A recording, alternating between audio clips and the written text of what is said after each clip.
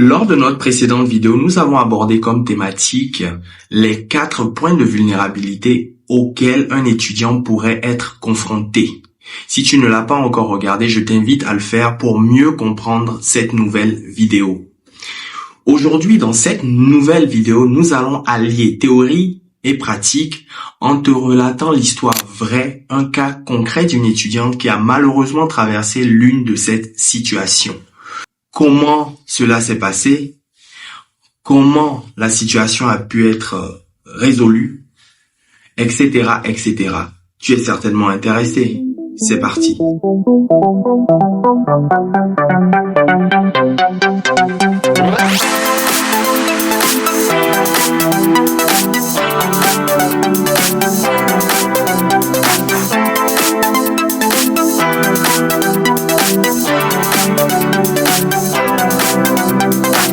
Salut à toi, pour ceux qui ne me connaissent pas, je suis Christian Aza de la chaîne EVF. À travers ce canal, nous diffusons de nombreuses thématiques intéressantes qui vont t'aider à réussir ton parcours universitaire et même ton parcours professionnel. Que tu sois en France ou à l'étranger, je t'invite à t'y abonner car je suis sûr que l'une de nos thématiques pourrait t'aider et pourrait t'apporter beaucoup d'informations utiles qui vont t'aider à faciliter ton quotidien. C'est fait? Tu es abonné? Active également la cloche de notification pour ne rien manquer de nos pépites. C'est fait? Super, merci. Alors, comme je le disais en introduction, nous allons passer de la théorie à la pratique en se basant sur l'histoire malheureuse d'une étudiante. Cette étudiante est en France depuis 2 ans, c'est sa 2e année et comme tout étudiant, elle a postulé pour un job dans un restaurant pour travailler, pour gagner un peu d'argent. Cette dernière a commencé à travailler depuis le mois d'avril dans un restaurant spécialisé dans les pizzas dans la rue Saint-Jacques, dans Paris 4e. Je ne donnerai pas plus d'informations pour préserver l'identité de l'établissement. Cet employeur malhonnête ne l'a pas payé pour le mois d'avril. Et jusqu'au 21 mai, ce dernier ne l'avait pas payé. Vous imaginez, vous travaillez en avril, vous êtes censé percevoir une rémunération normalement fin avril ou début mai. Vous ne percevez rien et jusqu'en mai, 21 mai, ce dernier la faisait tourner en rond, ne répondait pas à ses appels, ne répondait pas à ses messages. Quand elle appelait, lui répondait qu'il allait la relancer et ce dernier ne lui avait même pas fait signer un contrat de travail.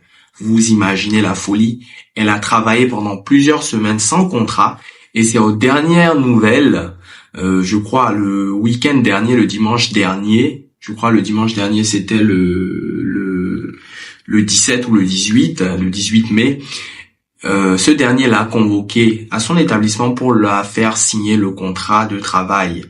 Et normalement, 2 jours après, elle était censée soi-disant recevoir le virement. Le jour J, pas de virement, pas de nouvelles. Elle appelle ce dernier, il ne répond pas au message, il trouve des excuses, il dit qu'il va rappeler, etc., etc. Et cette étudiante nous a contacté, nous a exposé la situation que ça fait déjà plusieurs semaines, parce quand il nous a contacté, on était déjà le 19, le 20 mai, ça fait déjà 3 semaines qu'elle attend son paiement pour payer ses différentes charges et que l'employeur ne semble pas être vraiment préoccupé par sa demande. Et mieux, elle est censée, puisque c'est un contrat de travail en CDI, travailler chaque semaine. Depuis 2 semaines, je crois, pas de planning, pas d'informations sur les jours de travail, rien. Aucun sujet de planning n'est abordé. Elle a un contrat de travail, elle est sur le carreau, elle attend d'être appelée pour travailler, elle ne travaille pas, elle attend. Et en plus de cela, pas de rémunération.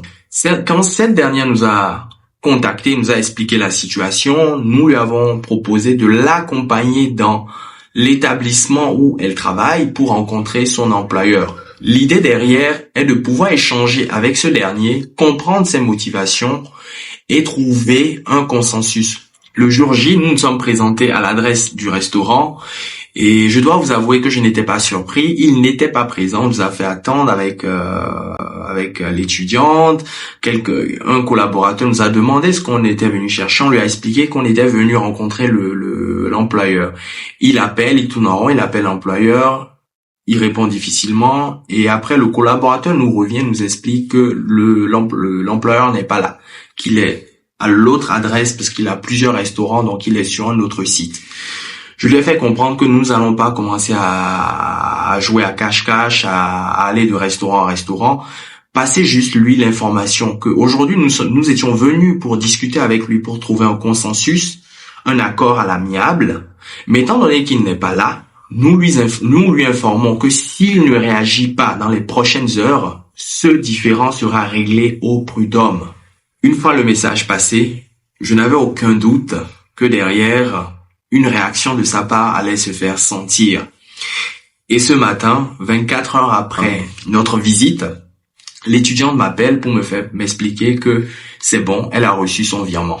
L'histoire, le message, je pense, le message à tirer de cette situation est qu'il faut faire beaucoup attention. Il faut faire beaucoup attention sur les décisions qu'on prend, sur les choix qu'on fait. Parce que derrière, cela peut mal finir parce qu'il y a beaucoup d'employeurs véreux qui essaient d'exploiter la misère des uns des autres pour leur plus grand bonheur, pour maximiser le profit sur le dos de pauvres étudiants, de pauvres travailleurs. Tu l'auras peut-être compris dans l'histoire que je viens de te relater, et si tu as suivi la précédente vidéo, le point de vulnérabilité dans ce cas concerne le contrat de travail. Il faut nécessairement demander ton contrat de travail, peu importe ce que tu fais, temps partiel, CDI, peu importe que ce soit un stage ou une alternance, il faut qu'il y ait un contrat ou une convention. Cela va te protéger. Cela va te préserver de certaines situations difficiles. Et s'il faut derrière aller au prud'homme ou que sais-je, le contrat fera foi. Sans contrat, les belles paroles n'engagent que ceux qui y croient. On ne sait jamais si toi, en tant qu'étudiant qui regarde cette vidéo, tu es confronté à une situation aussi délicate soit-elle, n'hésite pas à nous contacter. EVF se fera un plaisir de t'accompagner pour t'aider à trouver satisfaction. Et je sais qu'il y a beaucoup de jeunes, vous n'aimez pas investir sur vous, vous n'aimez pas investir pour avoir les bonnes informations, vous n'aimez pas investir pour vous faire accompagner. Or, en tant qu'étudiant étranger, pour la plupart, vous êtes seul. Vous êtes seul, vous avez peut-être quelques amis qui sont des locaux qui ne connaissent pas vos difficultés. Et il ne faut pas hésiter à aller contacter qui de droit pour se faire accompagner. Juriste, avocat, agence, que sais-je, pour vous faire aider. Il y va de votre intérêt. J'espère, à travers la petite histoire que je viens de relater, que tu as compris l'importance de faire très attention aux 4 points de vulnérabilité que j'avais partagés lors de la précédente vidéo.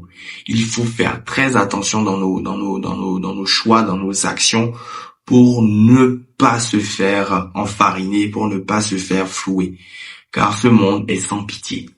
Ce monde est parallèle à une jungle où il y a une victime et il y a un prédateur.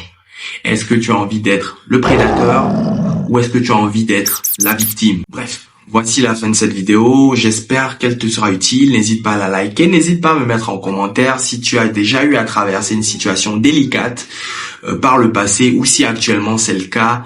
N'hésite pas également à donner ton avis. En attendant la prochaine thématique, prends soin de toi. Je te dis à très vite. Ciao.